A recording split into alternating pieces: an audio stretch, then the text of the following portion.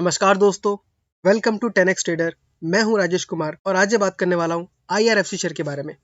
दोस्तों, आप चार्ट को देख सकते हैं कि फिनोमिनल रिटर्न दिया है हमको, बहुत ही तगड़ा रिटर्न दिया है। 21 रुपीज का जहां पे पहले एक टाइम पे चला करता था, वहां से स्टॉक ने हमको सीधा 8 गुना का रिटर्न करके दे दिया। 176 से पहुंच चुका स्टॉक। लेकिन उसके पहले आप देख सकते हैं कि स्टॉक कितना लंबा कंसोलिडेशन किया। इसका IPO लगभग 2021 में आया था। 2021 से लेके 2022 तक पूरा का पूरा एक साल इसने 644 डेज, लगभग 2 साल, 2021 से अक्टूबर 2022 तक, मतलब मान लीजिए मोटा मोटा आपका 2 साल ही हो गया। इसने आपको नेगेटिव में रिटर्न दिया, लगभग 20-25% का नेगेटिव में दिया। क्योंकि मुझे याद है, मेरा भी एक दोस्त था जिसने लगभग 24-25 के आसपास को खरीदा था और उसने फ्रस्ट्रेट होकर बाद में स्टॉक को बेच दिया। और मैंने उस टाइम पे लगभग 19 या 20 के आसपास बाय किया था। ऐसे बाय करने के बाद मैंने इसको फिर 80 के आसपास कहीं मैंने इसको सेल कर दिया था, क्योंकि मुझे लगा कि काफी अच्छा खासा रिटर्न आ गया, तो मैंने 80 पे बेच दिया। और वो रिटर्न आने के बाद काफी अच्छा खासा कंसोलिडेशन में चला गया, तो मुझे लगा कि शायद मैं सही था, क्योंकि उसके बाद स्टॉक बहुत दिन तक एक ही रेंज पे घूम रहा था। और मुझे लगा कि यहाँ से स्टॉक फिर नीचे आएगा, लेकिन हुआ उसका उल्टा ही, क्योंकि स्टॉक का न्यूज में काफी ज्यादा फैल गया, बहुत ज्यादा पॉपुलर हो गया, हाइप बन गया। और वहां से आप देख सकते हैं कि उस जगह से भी स्टॉक ने हमको लगभग 131% का रिटर्न दिया, जो कि वहां से अगेन फिनोमिनल रिटर्न बन जाता है। तो अब दोस्तों क्या हो सकता है, देखिए कि जब कोई भी स्टॉक जब इतना शॉर्ट टर्म में इतना ज्यादा मूव कर देता है, तो एक्सपेक्टेशन बहुत बढ़ जाता है और ऐसे सिचुएशन में ही बहुत ज्यादा गलती होने का चांसेस रहता है। अब ये ऐसी बात नहीं कर रहा हूँ, आप देख सकते हैं वीकली चार्ट है, और वीकली चार्ट में भी हमको RSI कितना पे दिख रहा है, लगभग 94 पे चल रहा है। तो ये बहुत ही ज्यादा ओवरबॉट जोन में पहुंच चुका है।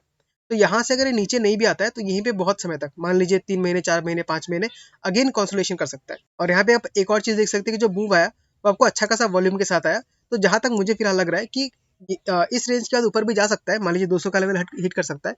लेकिन स्टॉक फिर उस समय के बाद बहुत लंबे समय एक लंबा अच्छा खासा कंसोलिडेशन में आ जाएगा, क्योंकि कोई भी स्टॉक कंटिन्यू से बढ़ते नहीं रह सकता। उसको बढ़ने के पीछे उसके सेल्स में, उसके प्रॉफिट में, उसके फंडामेंटल्स में इंप्रूवमेंट दिखना चाहिए।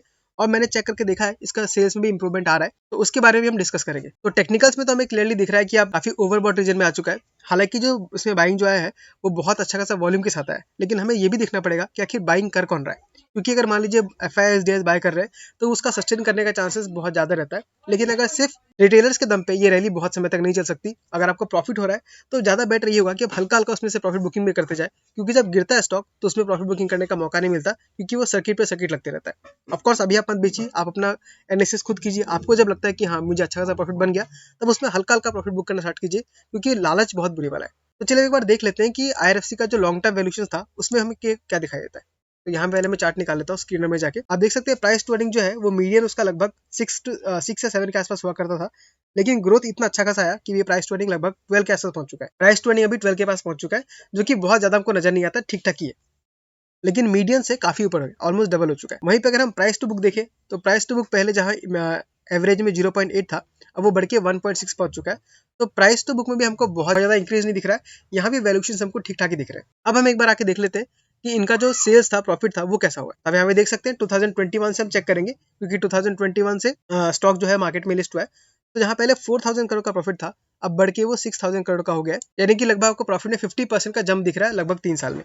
लेकिन स्टॉक ने हमको 50% का जंप नहीं दिया है, स्टॉक ने हमको लगभग 7-8 गुना का रिटर्न दे दिया है, जो कि फिनोमिनल रिटर्न हो गया। आप अगर EPS देखेंगे, तो 3 रुपीज से 4.65% ही गया है। यानी कि अगेन हमको आपको लगभग 30-40% का ग्रोथ नजर आ रहा है। लेकिन स्टॉक में हमको जो ग्रोथ मिला है वो बहुत ज्यादा आगे निकल चुका है। अब अगर मैं इन्वेस्टर्स में आके यहाँ पे देखूँ शेयर होल्डिंग पैटर्न में, तो प्रमोटर्स का जो शेयर होल्डिंग है वो 86% है, जो कि गवर्नमेंट खुद ही ओन करती है। एक रूल भी है कि प्रमोटर्स को जो अपना स्टेक होता है वो 75% के नीचे रखना पड़ता है।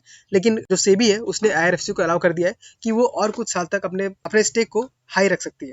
तो इसमें हमको फिलहाल गिरावट नजर नहीं आने वाला, क्योंकि सरकार का स्टॉक को बेचती तो दिक्कत हो सकता था। लेकिन फिलहाल तो वो अगले 2-3 साल तक ये प्रॉब्लम यहाँ पे नहीं आने वाला। अगर FIS का देखें, तो FIS से 1% होल्ड कर रहे हैं, जो कि बहुत ही मिनिमल सा स्टेक है। DIS को देखिए, तो DIS लगभग 4% होल्ड करते थे पहले, लेकिन अब वो घट के सिर्फ 1% पे आ चुका है। यानी FIS DIS दोनों अपना स्टेक को बेच के निकाल रहे हैं।